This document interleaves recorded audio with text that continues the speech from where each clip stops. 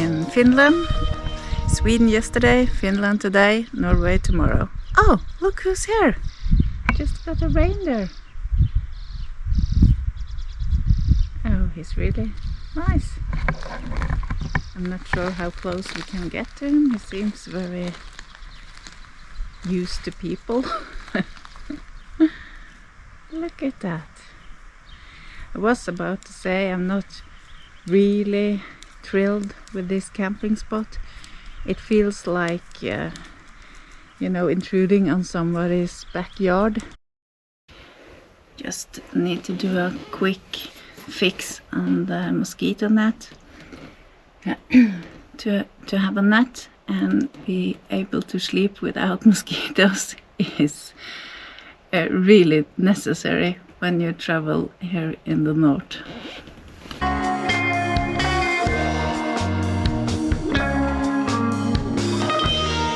Luckily I didn't get any mosquitoes in last night, but there was one mosquito came in the morning, and then I went through, I searched the net and I found this small opening. Well, it doesn't look pretty, but functionality is the important thing. Good morning. It's 8:30 and I thought I would do a morning hike before I leave this camping site.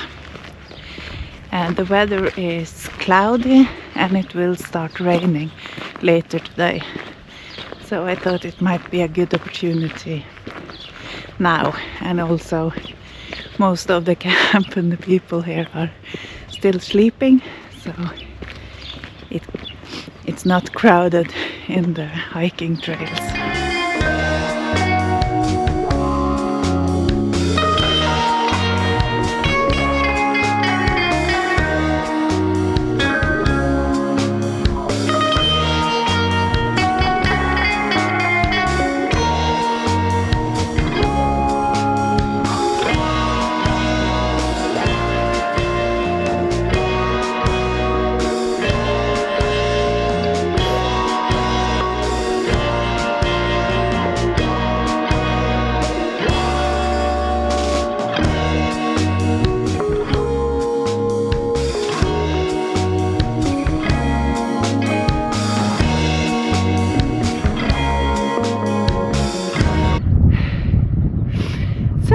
We climbed the closest mountain before breakfast.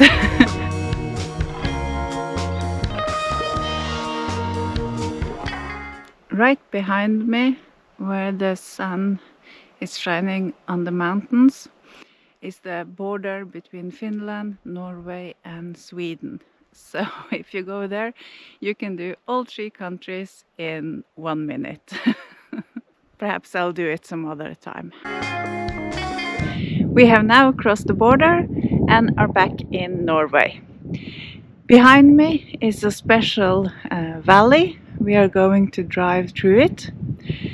One part of this valley is called Helligskogen, and that translates to the sacred forest. And it's really special. This valley has a climate and plants, mushrooms that you cannot find in other parts of Norway. I have been there before and I will be back there in August, but we will have a few glimpses on the way now.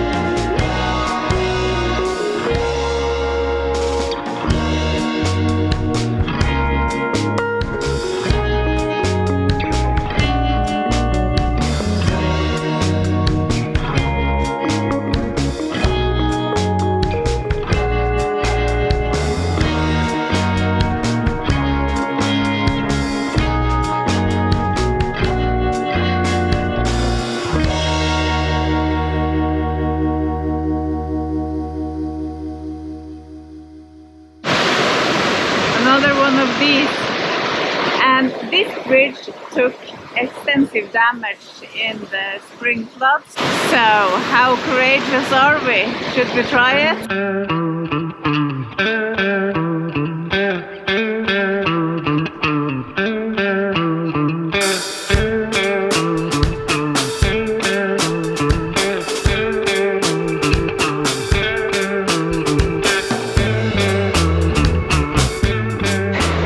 That was almost a bit too exciting. The bridge was really wriggling and jumping up and down and making weird noises.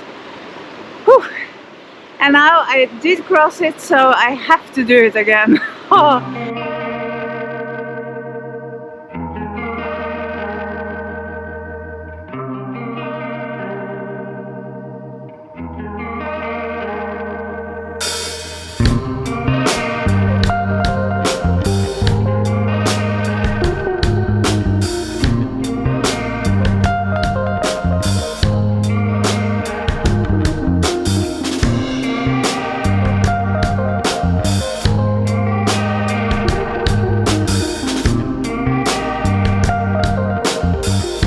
In Norway we call it strutseving. When they are big like this, we can't eat them. We have to find them when they are really young. But there is a trick to doing it. If you see where I stand, some of the ground is still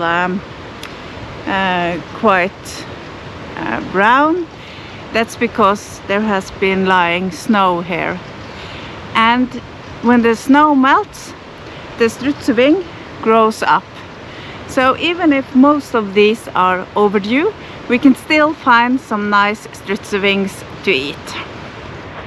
When we harvest these plants for food, we don't take everyone from one place. We can take 1/3 and then we leave the rest to grow.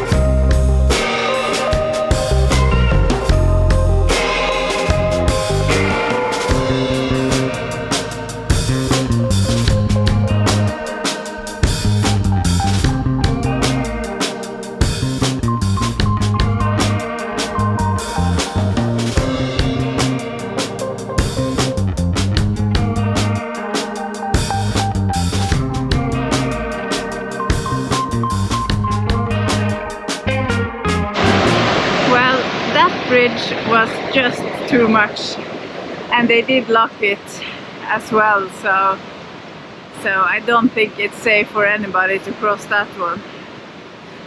This winter it was a lot of snow, so it's no wonder it's still some left.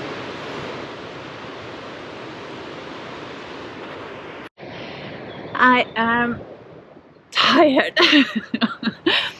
And the wind is picking up, and now I don't know if you can see it, but the clouds are getting darker, so anytime soon it's going to be pouring down.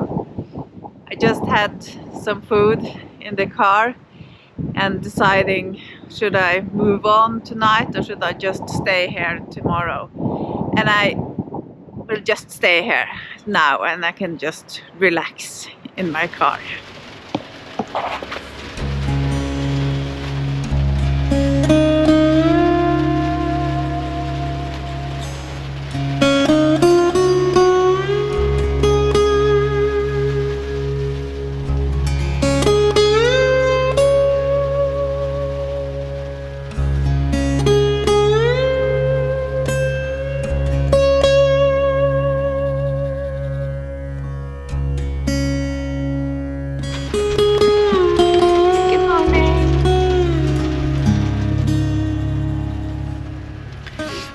This tarp is really handy. I've used it quite a few times. Every time it rains, I still want my door open, and I can just put this tarp in front of the door and it keeps me dry inside. Nothing has gotten wet while using this, so I'm very happy with how that works. Practical and easy.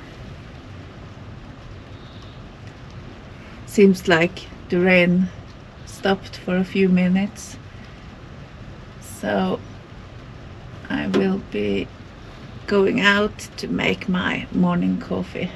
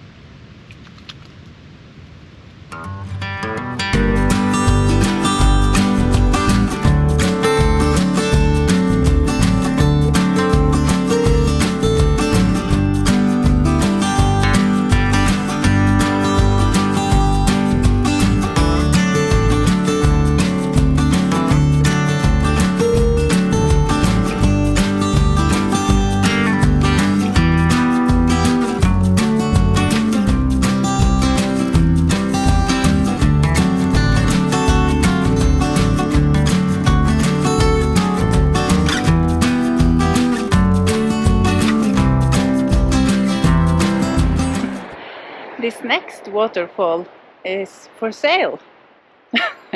Well, not the waterfall actually, but the buildings, the restaurant, the campsite, that's for sale. So if you have some money and would like to run a tourist place in Norway, here's your chance.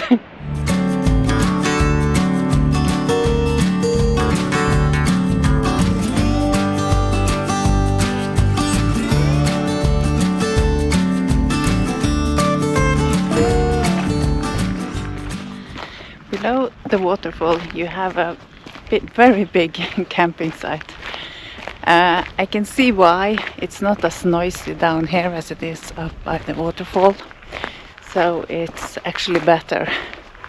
It is next to the river, but you will be extremely lucky to get a place by the riverside. Every one of those places are prepaid and occupied.